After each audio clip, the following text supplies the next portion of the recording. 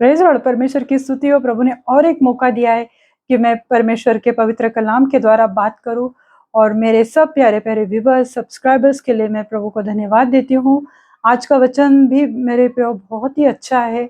आप मन लगाकर सुनना, आखिर तक बने रहो। आखिर में मैं आपके चंगाई के लिए प्रार्थना करने वाली हूँ और प्रभु अपना काम करेगा। आइए हम अपने सर को झुकाएंगे, आंखें बंद करेंगे और प्रार्थना में जाएंगे। धन्यवाद देती हूँ पिता परमेश्वर इस समय के लिए। प्रभु यीशु मसीह, मैं आपको धन्यवाद देती हूँ। आप जीवित है, सच्चे और महान खुदा हो प्रभु। जो कोई आज आपको पुकार रहा है प्रभु, आज आप उनको जवाब देने वाले हैं प्रभु। आज आप हर एक से बात करने वाले हो प्रभु। प्रभु आप महान परमेश्वर हो प्रभु। मैं आपकी महिमा करती हूँ, आपको स्तुति देती हूँ प्रभु कि आज आप कार्य कर रहे हैं प्रभु। हर एक को छुओ प्रभु, जो भी बीमार है प्रभु उनको भी चंगाई दो प्रभु, और वचन से उनको चंगाई मिले। वचन के द्वारा उनके हृदय में आपकी पवित्र शांति प्रदान हो जाए प्रभु। ऐसा अनुग्रह आप उन पर करो। धन्यवाद देती हूँ प्रभु जी। आगे का समय प्रभु यीशु मसीह मैं आपके पवित्र हाथ में देती हूँ। सब बिनती प्यारे यीशु मसीह के जलाली नाम से मांगती हूँ, आप इसे सुनिए और दया से कबूल कीजिए। आमीन, आमीन। हम जैसे कि कल पाम संडे है, और जो खजूरी रविवार जिसे कहा जाता है, तो वो कल है। तो जब पवित्र सप्ताह की शुरुआत होने वाली है, तो वो कल से, संडे से उसकी पवित्र सप्ताह की शुरुआत होने वाली है। और ये पवित्र सप्ताह का पहला दिन है संडे, जिसे हम पाम संडे कहते हैं। और पाम, ये जो ट्री है, ये जो खजूरी ट्री है, तो ये इज़राइल में बहुत ज़्यादा प्रमाण में वो पेड़ है इसके। और खजूरी परमेश्वर का वो एक आशीष का चिन्ह है, या जिसे हम आज वो वही देखने वाले कि खजूरी रविवार के पहले से ही लोग यरूशलेम में आना उन्होंने चालू कर दिया था। वो यरूशलेम में इसलिए आ रहे थे क्योंकि पास ओवर जो फेस्टिवल था, जो फतह का पर्व था, फसह का पर्व, उसके लिए यहूदी लोग दूर दूर से सब यरूशलेम में इकट्ठा हो रहे थे, क्योंकि वो खजूरी फसह का पर्व मनाने के लिए वो आ रहे थे।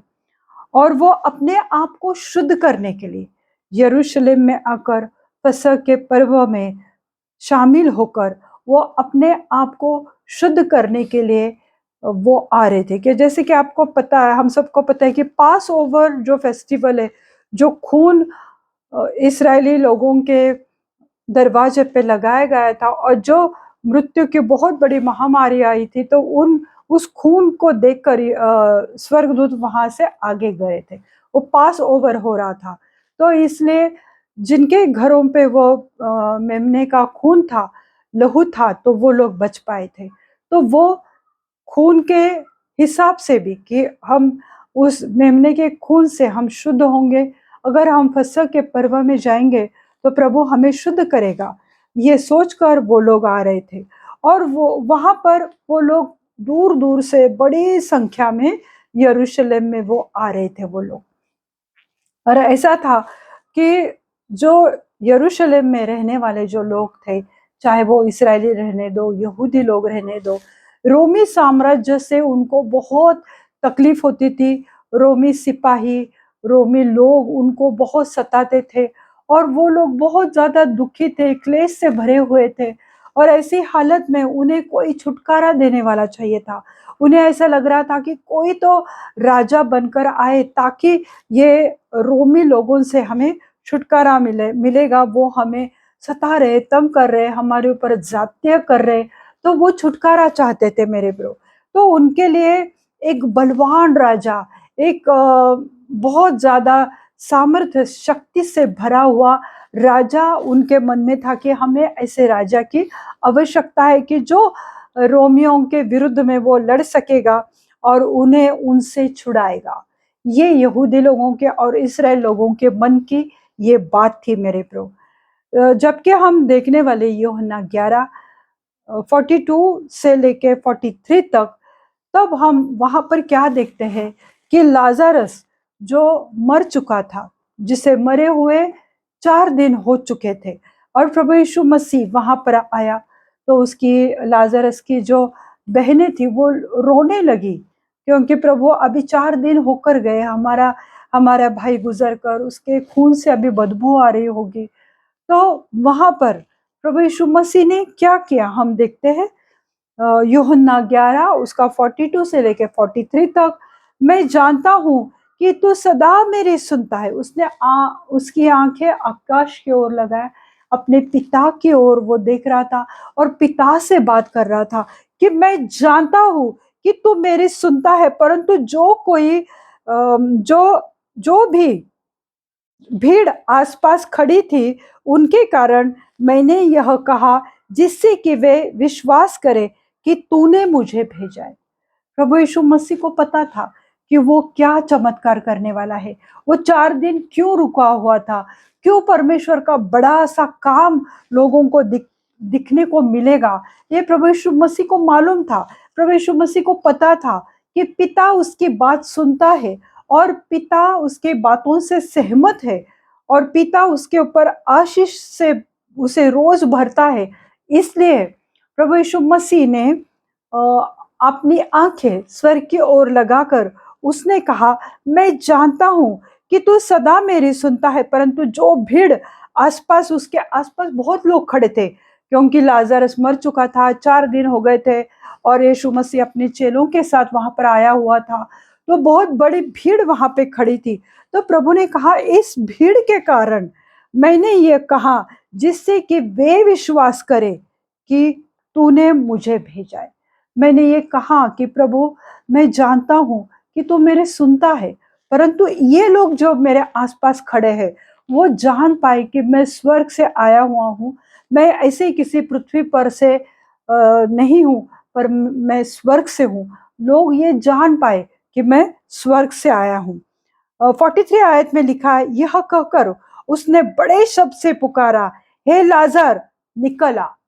जो लाजर 4 दिनों से मरा पड़ा हुआ उस कब्र में था, लोग वहां पर खड़े थे, आसपास बहुत भीड़ थी, और प्रभु यीशु मसीह ने जोर से कहा। जोर से हम कब कहते, जब हमें आत्मविश्वास है, हमें कॉन्फिडेंस है, हमें पता है कि मेरे कहने से क्या होने वाला है।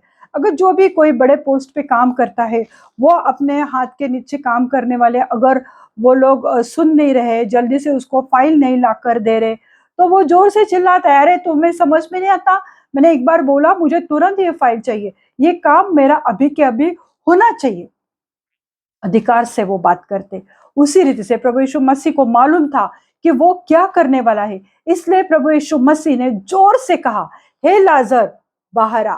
जो कब्र कब्र में था उसे उसने जोर से पुकारा। मेरे प्रभु, प्रभु यीशु मसीह ने ये जब कहा, और लाजर वैसी ही अवस्था में, जो उसके कपड़े उसके ऊपर डाले हुए थे, मृतक के वस्त्र, उसके सबके समेत वो बाहर निकल आया, वो जीवित बाहर निकल आया।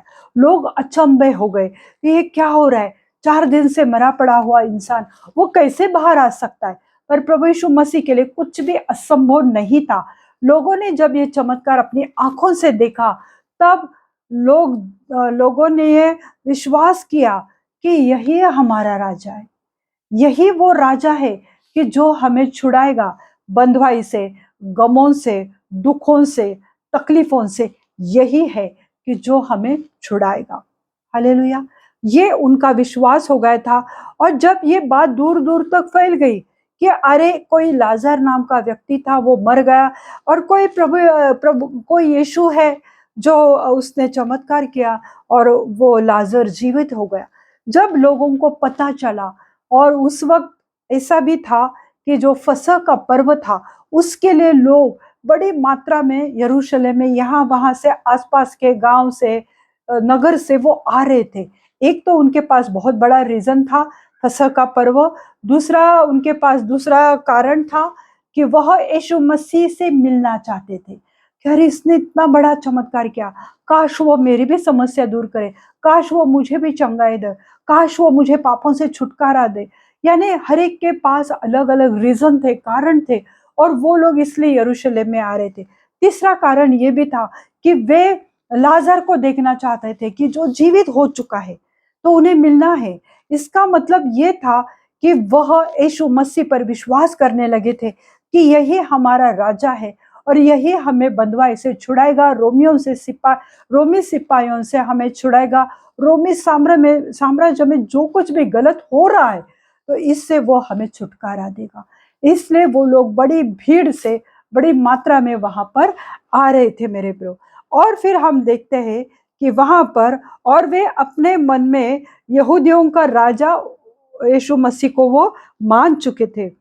और हम देखते हैं कि दूसरी तरफ जो इस यरूशलेम के या इसराइल के जो भी याजक थे या फरीसी लोग थे, वो देखकर उनको बहुत गुस्सा आया, क्योंकि उनका महत्व, उनका इम्पोर्टेंस खत्म होने वाला था। क्योंकि उनके मन में एक डर था कि पता नहीं ये रोमी लोग हमारे स्थान पर, जो आज हमारा औदा है, जो हमारा स्थान है, तो उसके रोमी लोग आकर हमारा स्थान न ले और इसराइल पर अधिकार न करे। ये उनके मन में डर था कि अरे ये लोग यीशु यीशु कर रहे, तो वो यीशु को ज्यादा उठाएंगे, पर हमारा अधिकार भी यरूशलेम से चला जाएगा और रोमी लोग आके हमारे स्थान लेगा। तो ये सब सोचकर उन्होंने एक तय किया, उन्होंने षड्यंत्र रचने की कोशिश की और उन्होंने रचा भी कि यीशु मसीह को मार दिया जाए। ये इनकी भावना थी। एक तरफ यहूदी लोग थे कि जो यीशु मसीह को राजा मान रहे थे, और दूसरी तरफ एक ऐसा भी समुदाय था कि वह यीशु मसीह को मारना चाहते थे। ऐसी हालत में जब यीशु मसीह यरूशलेम की ओर आ रहा था, यरूशलेम को उसने देखा, वो बहुत रोया, फूट फूट कर रोया, क्योंकि उसे पता था कि बाद में यरूशलेम की क्या हालत होने वाली है। यरूशलेम की ओर देखकर यीशु मसीह रोया। यीशु मसीह में वो सब फीलिंग्स थे जो हम में है, क्योंकि वो 100% इंसान था और उसी वक्त 100% वो गॉड था, परमेश्वर था। पर लोग उससे पहचान नहीं पाए मेरे प्रियो, क्योंकि लोगों के मन में ऐसा था कि ये बहुत बड़ा लड़वैया है, ये बहुत बड़ा सोल्जर है, ये जो चाहे कर सकता है। अगर वो लाजर को जीवित कर सकता है, तो वो हमारी सुधि लेगा, हमें याद करेगा, हमें बंधुआई से छुड़ाएगा मेरे प्रियो। तो इसके लिए हम देखते हैं, एक दूसरा वचन हम देखेंगे, यूहन्ना रचित सुसमाचार हम देखते हैं। यूहन्ना रचित सुसमाचार, उसका 11वां अध्याय। वो तो हमने देखा 11वां अध्याय में कि किस रीति से प्रभु यीशु मसीह ने लाजर को आवाज दिया और वो बाहर आया। अभी हम देखते हैं यूहन्ना का 12वां अध्याय और 13वीं आयत हम देखते हैं, जॉन 12:13।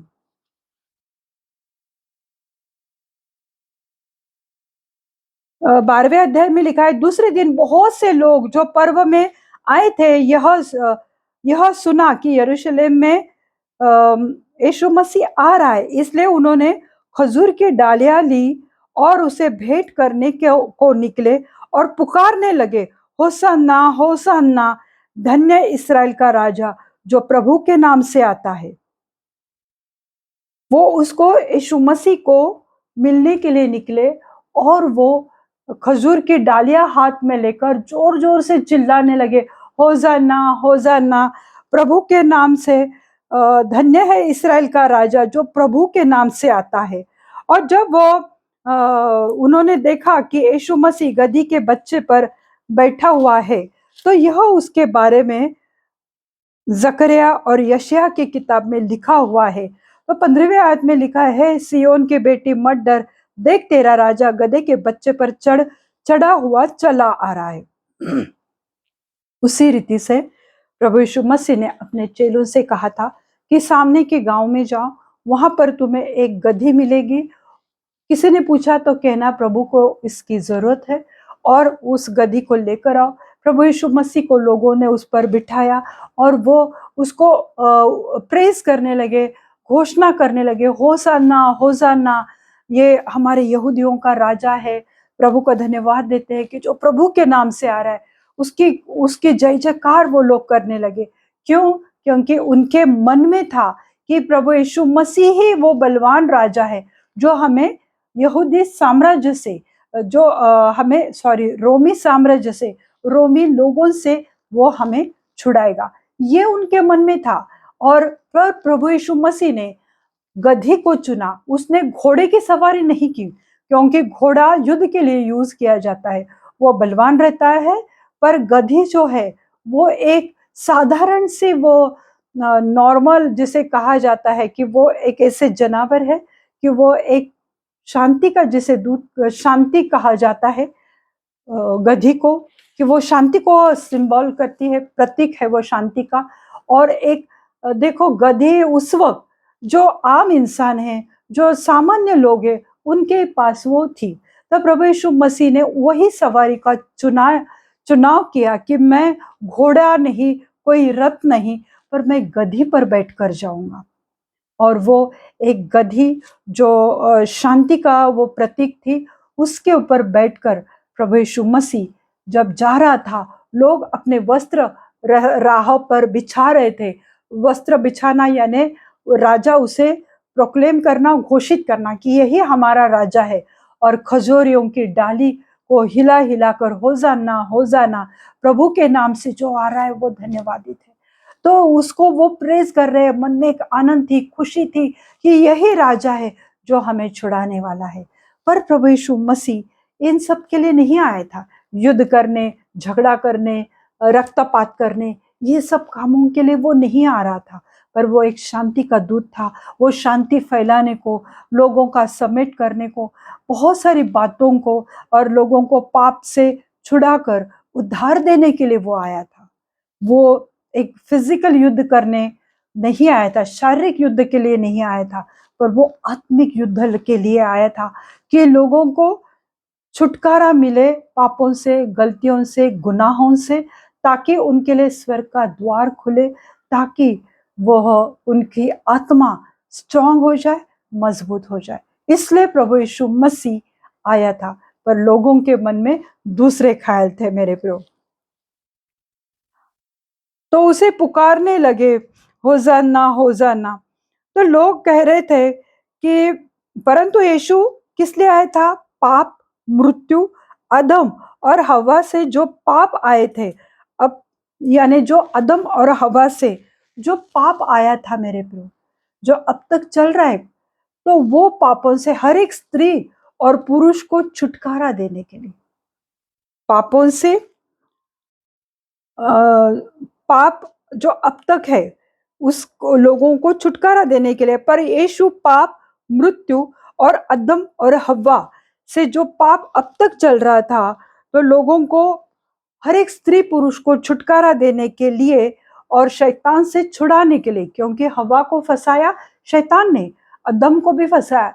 तो ये सब बातों से जो पाप आया था इस धरती पर, तो हर एक स्त्री पुरुष को छुटकारा देने के लिए प्रभु यीशु मसीह शैतान से छुड़ाने के लिए, पापों से लोगों को आजाद करने के लिए, मृत्यु से, आत्मिक मृत्यु से बचाने के लिए और पाप से छुड़ाने के लिए प्रभु यीशु मसीह एक्चुअली आया था। वो समझ नहीं पाए। तो खजूर की डालियां विजय का प्रतीक है। वो जो खजूर की डालियां लोग हिला रहे थे, तो वो एक विजय, वो विक्ट्री का वो प्रतीक है। खजूर की डालियां, तो वो एक विजय को घोषित कर रहे थे। तो खजूर की डालियां यानी विजय का प्रतीक है, सिंबल है। तो लोग, उनको लग रहा था कि हमारा राजा हमारे संग है तो हम विजयी होंगे, क्योंकि उनके मन में अलग चल रहा था, याजकों के मन में अलग चल रहा था, फरीसी लोगों के मन में अलग था। यीशु मसीह का इस धरती पर आने का उद्देश्य अलग था। हर कोई अपने अपने सहूलियत से आज बाइबल के वचनों को ले रहा है। आज लोग पाम संडे मनाते, कल हर एक चर्चेस में प्रोसेशन निकलेगा, लोग प्रभु को धन्यवाद देंगे, और पवित्र सप्ताह जो ईस्टर या रेजरेक्शन डे तक चलेगा, उसमें एंटर कल से सब लोग कर रहे, अच्छी बात है। पर जो पवित्र सप्ताह हम कहते हैं मेरे प्रियो, तो सचमुच क्या मैं पवित्रता से एटलीस्ट ये आखिरी 10 दिन तो जिए। 40 दिन का तुमने उपवास किया नहीं किया वो तुम्हारे ऊपर है, ना प्रभु तुम्हें दंड देगा, ना प्रभु तुमसे कुछ एक्सपेक्ट कर रहा है। परंतु आज हमें ये सोचना है कि जिस रीति से फसह के पर्व के लिए यरूशलेम में बहुत सारे लोग आए थे शुद्ध करने को, अपने आप को यीशु को देखने के लिए, यीशु से मिलने के लिए, और वो लाजर जो मृत था उसको जिलाया प्रभु यीशु मसीह ने उसे देखने के लिए।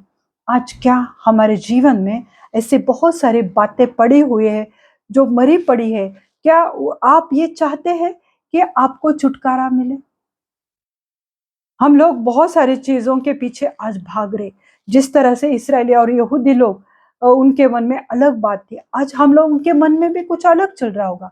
पर जैसे कि मेरे प्रियो, हम पाम संडे से एक पवित्र सप्ताह का ये पहला दिन है, तो हम एटलीस्ट ये 10 दिन तो परमेश्वर को दो, उसके उपस्थिति में बैठो, उससे प्रार्थना में समय बिताओ, बाइबल पढ़ो। सिर्फ पवित्र सप्ताह कहने से कुछ नहीं होता है, हमें वो प्रैक्टिकली वो करना है, तब प्रभु हमारे जीवन में बहुत ऐसे काम करता है। तो यीशु जय देने, छुड़ाने और उद्धार देने के लिए आया था। वो फिजिकल शारीरिक युद्ध करने के लिए नहीं आया था, तो वो घोड़े पे सवार होकर आता था। पर जब वो दोबारा आने वाला है मेरे प्रियो, तब वो घोड़े पे सवार होकर आएगा, एक राजा की तरह, एक योद्धा की तरह वो आने वाला है, और हर एक का वो न्याय भी करने वाला है मेरे प्रियो। पर अब वो एक नम्रता और एक दीनता, एक हम्बलनेस का प्रतीक जो गधी की सवारी लेकर आया था, क्योंकि वो खुद दीन था, और गधी भी एक दीनता का और आम सामान्य ता का वो प्रतीक है मेरे प्रियो। आज हम क्यों खजूर की डालियों का उपयोग करते हैं? हम क्यों खजूर की डालियां हिलाते हैं?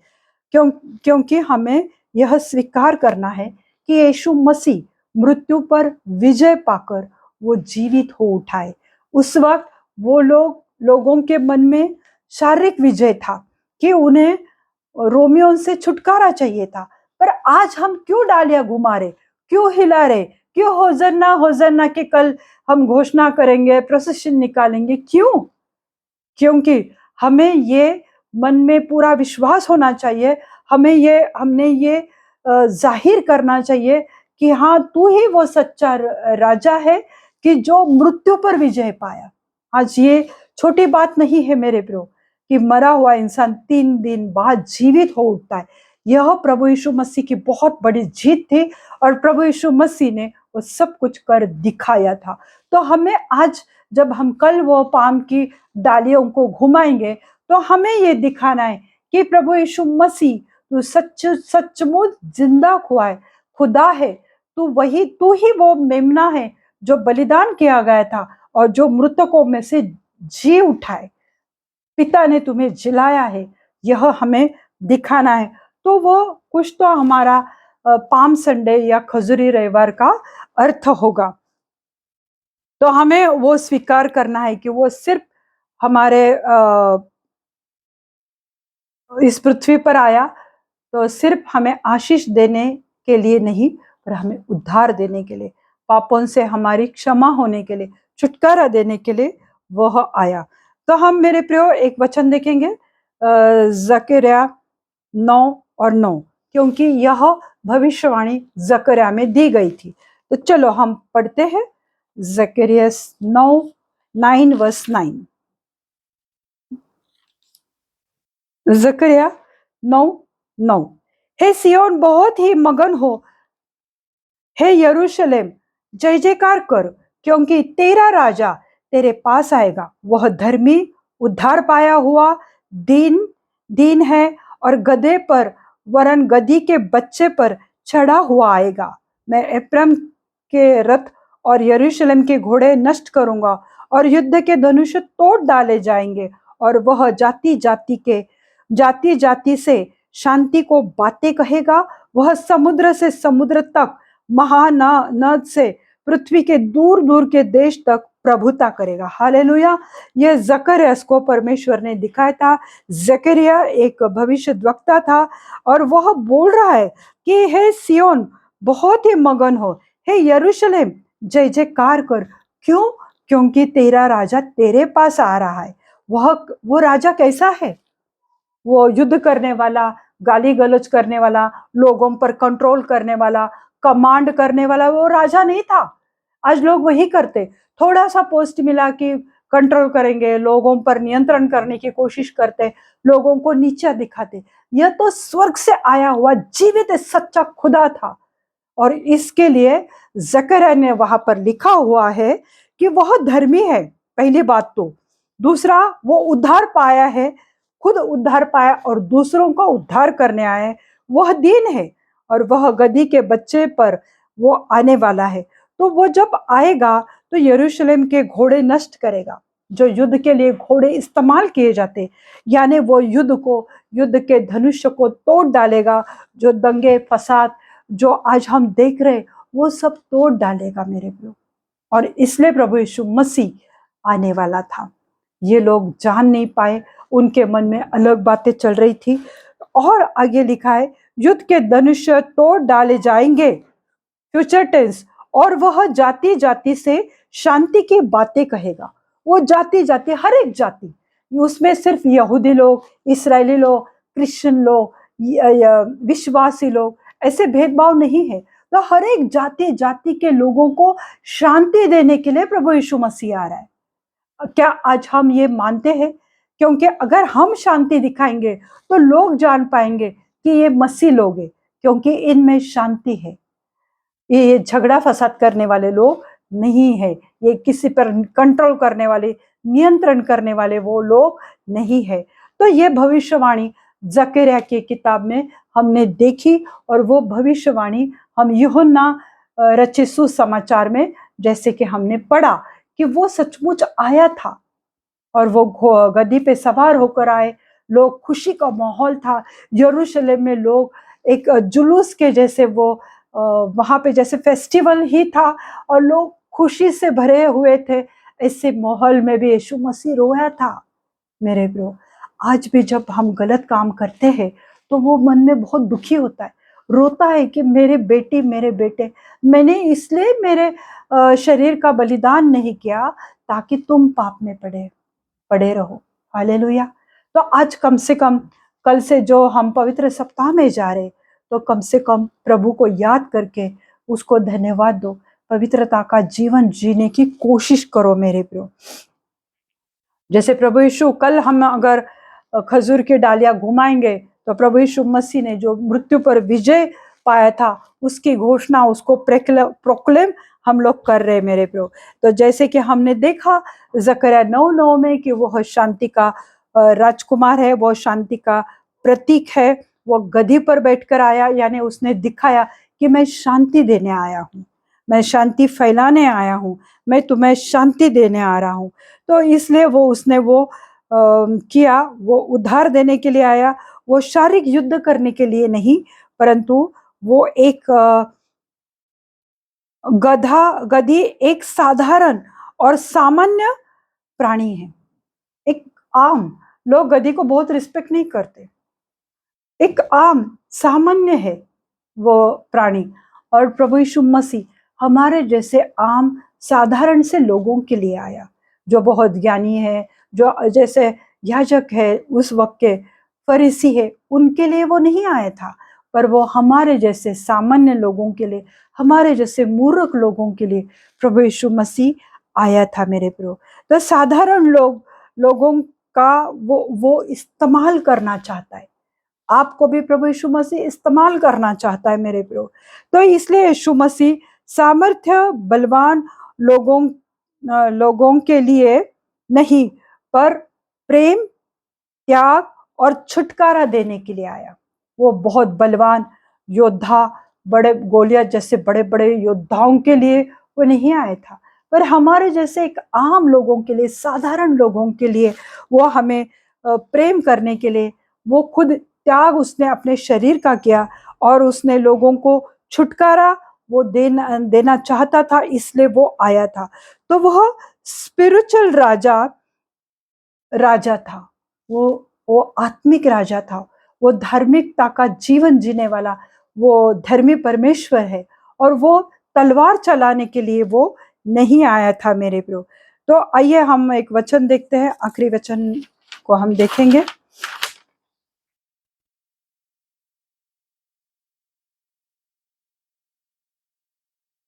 प्रकाशित वाक्य 7वां अध्याय और 9वीं आयत में हम देखेंगे। प्रकाशित वाक्य 7वां अध्याय और 9वीं आयत में हम देखते हैं। रेवलेशन 7:9। इसके बाद मैंने दृष्टि की और देखा, हर एक जाति और कुल और लोग और भाषा में से एक ही ऐसी बड़ी भीड़ जिसे कोई गिन नहीं सकता, श्वेत वस्त्र पहने और हाथों में खजूर की डालियां लिए सिंहासन के सामने और मेमने के पास खड़ी है और बड़े शब्द से पुकार कर कहती है, उद्धार के लिए हमारा परमेश्वर का जो सिंहासन पर बैठा है और मेमने का जय जयकार हो। हालेलुया।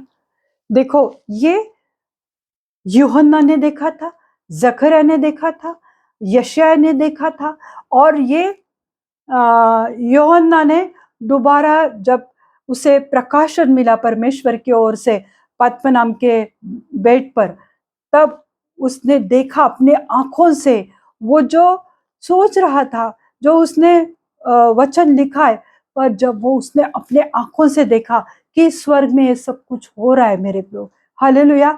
तो पाम संडे को, खजूरी रविवार को हल्के में मत लो मेरे प्रियो।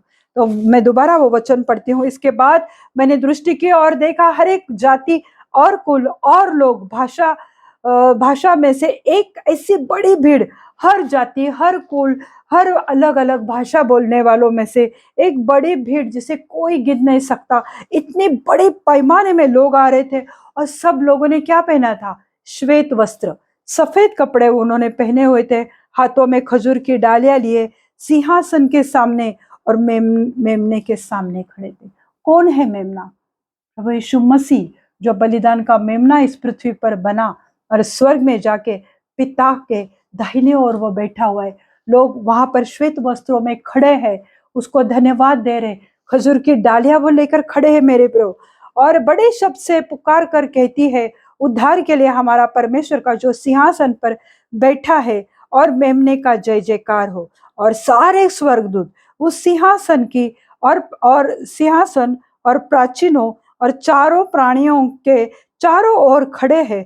फिर वे सिंहासन के सामने मुंह के बल गिर पड़े और परमेश्वर को दंडवत करके कहा, आमीन। हमारे परमेश्वर की स्तुति और महिमा और ज्ञान और धन्यवाद और आदर और सामर्थ्य और शक्ति युगानुयुग बनी रहे। आमीन। ये सब कुछ यूहन्ना ने देखा मेरे प्रियो। क्या हम उस भीड़ में शामिल होना चाहते हैं जो बड़ी मात्रा में यूहन्ना ने देखा, जो प्रकाशन परमेश्वर ने, प्रभु यीशु मसीह ने खुद उसको दिया था? जब उसने देखा कि ऐसी बड़ी भीड़ श्वेत वस्त्र पहने हुए जो मेमने के सामने, सिंहासन के सामने खड़े होकर प्रभु को वो धन्यवाद दे रहे, वो खजूर की डालियां घुमा रहे, कितना सुंदर नजारा है मेरे प्रभु, कितना अद्भुत, कितना शांति, कितनी पवित्रता, कितनी धार्मिकता वहां पर होगी। और वो सब यूहन्ना ने देखा। और फिर वहां पे लिखा है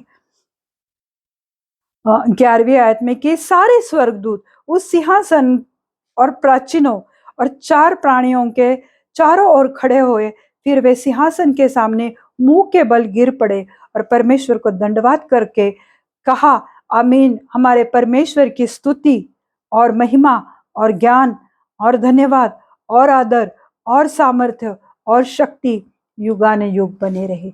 प्रभु यीशु मसीह को धन्यवाद दे रहे थे, उसको आदर कर रहे थे, उसकी स्तुति कर रहे थे, उसके ज्ञान के लिए, बुद्धि के लिए, विजडम के लिए धन्यवाद दे रहे थे, हर एक चीज के लिए। पर प्रभु यीशु मसीह को वो धन्यवाद दे रहे थे कि स्तुति, महिमा, ज्ञान, धन्यवाद, आदर, सामर्थ्य और शक्ति युगानुयुग बनी रहे, युगानुयुग तक, अनंत काल तक ये सब बनी रहे। ऐसे वो प्रार्थना कर रहे थे। तो मेरे प्रभु, आज हम जिस दौर में से जा रहे हैं मेरे प्रभु, तो क्या हमें परमेश्वर के निकट आना नहीं चाहिए? हमें परमेश्वर में बने रहना है, क्योंकि प्रभु हमारे जैसे साधारण से लोगों को उसने चुना है और हमारा इस्तेमाल प्रभु यीशु मसीह करना चाहता है। वो प्रेम, त्याग और बलिदान को लेकर वहां पर आया। वह फिर वह विजय का वो स्तोत्र था, वो विजयी हुआ था, क्योंकि पृथ्वी पर जो उसका काम था वो खत्म करके वो स्वर्ग में पहुंचा हुआ था। तो हमारे जीवन के लिए प्रकाशन के और शांति देने के लिए प्रभु यीशु मसीह आया, तो उसे हमें धन्यवाद देना चाहिए कि हाँ प्रभु यीशु मसीह, तू मेरे लिए आया, मेरे पापों के लिए आया, मुझे छुटकारा देने के लिए आया, पर ये लोग जान नहीं पाए। तो आगे की बातें हम लोग बाद में देखेंगे। फिर जब यहूदी लोगों की निराशा हुई कि अरे ये तो कोई खून खराबा नहीं कर रहा है, वो तो कोई युद्ध नहीं कर रहा है, तो फिर उन्होंने क्या किया वो हम बाद में देखने वाले।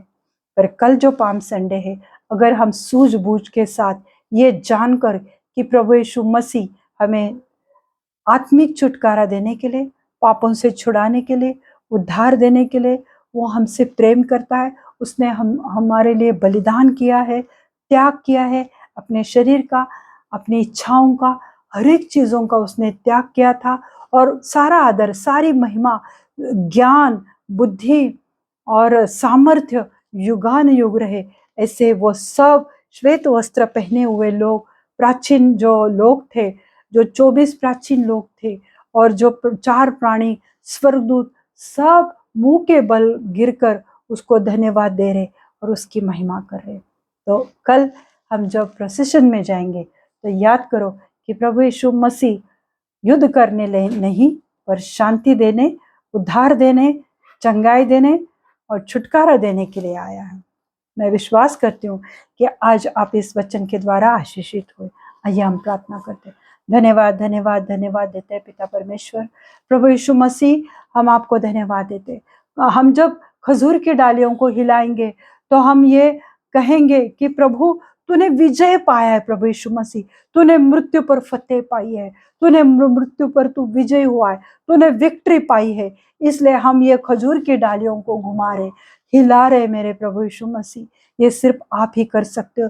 जिस रीति से आपने लाजर को जिलाया मेरे प्रभु यीशु मसीह, उसी रीति से मेरे जीवित खुदा आपने कहा कि मेरे आत्मा देने का और लेने का अधिकार मुझे दिया गया है। हाँ प्रभु यीशु मसीह, ये सब आपने किया और आज उस सिंहासन पर आप बैठे हुए, हम आपको धन्यवाद देते हैं, आपके विजय के लिए धन्यवाद देते हैं। हमारे जैसे साधारण एक आम लोगों के लिए, मूर्ख लोगों के लिए प्रभु यीशु मसीह आप आए इस जगत में, हम आपको धन्यवाद देते हैं प्रभु जी।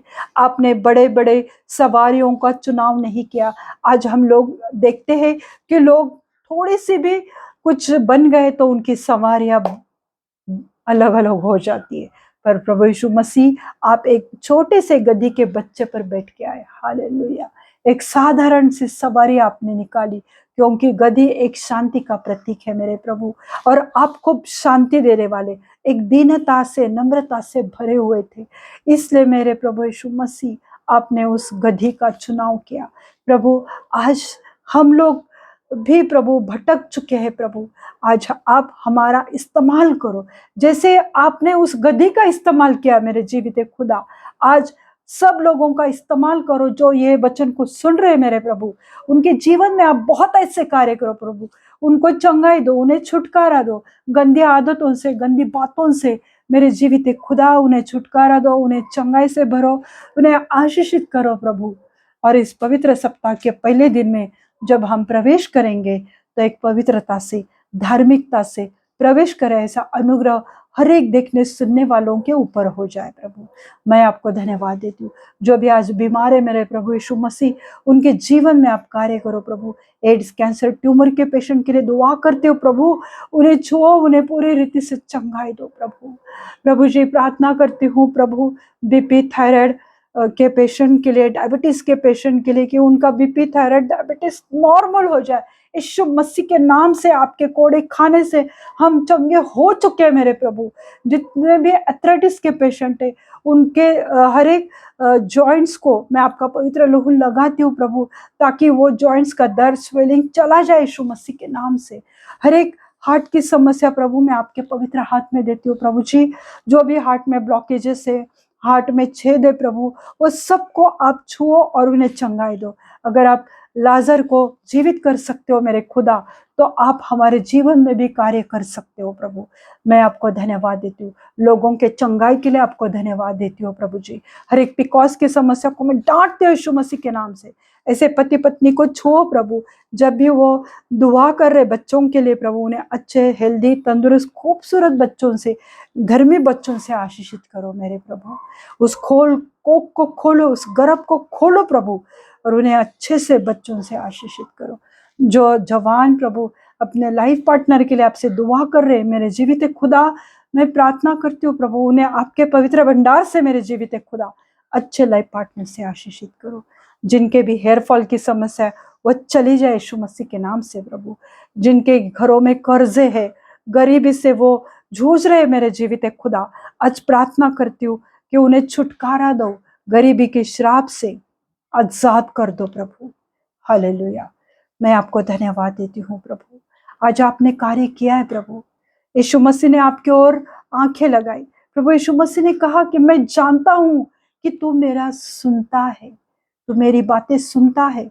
आज प्रभु भी तुम्हारी बातें सुनेगा। जो कोई उससे दुआ कर रहा है, प्रभु तुम्हारी बातों को सुन रहा है मेरे जीवित सच्चे लोगों, प्रभु को धन्यवाद देना चाहिए हमने। हालेलुया। आज प्रभु आप कार्य करो प्रभु, हर एक की सुधि लो, हर एक की प्रार्थनाओं को सुनो प्रभु, और उन्हें आशीषित करो।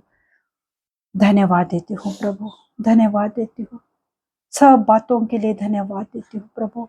आपने इस प्रार्थना को सुना है और जवाब भी दिया है, इसलिए मैं आपको धन्यवाद देती हूँ। आगे का समय प्रभु यीशु मसीह मैं आपके पवित्र हाथ में देती हूँ। सब बिनती प्यारे यीशु मसीह के जलाली नाम से मांगती हूँ, आप इसे सुनिए और दया से कबूल कीजिए। आमीन। प्रभु यीशु मसीह जो शांति फैलाने आया था, पिता का प्रेम, पुत्र का अनुग्रह, पवित्र आत्मा की शांति आप सबके जीवन पर अभी से लेके अंत तक बनी रहे। प्रभु अपना मुख प्रकाश आप पे उंडेले और अपनी पवित्र शांति से आपको भरे। आमीन। God bless you all. Thank you.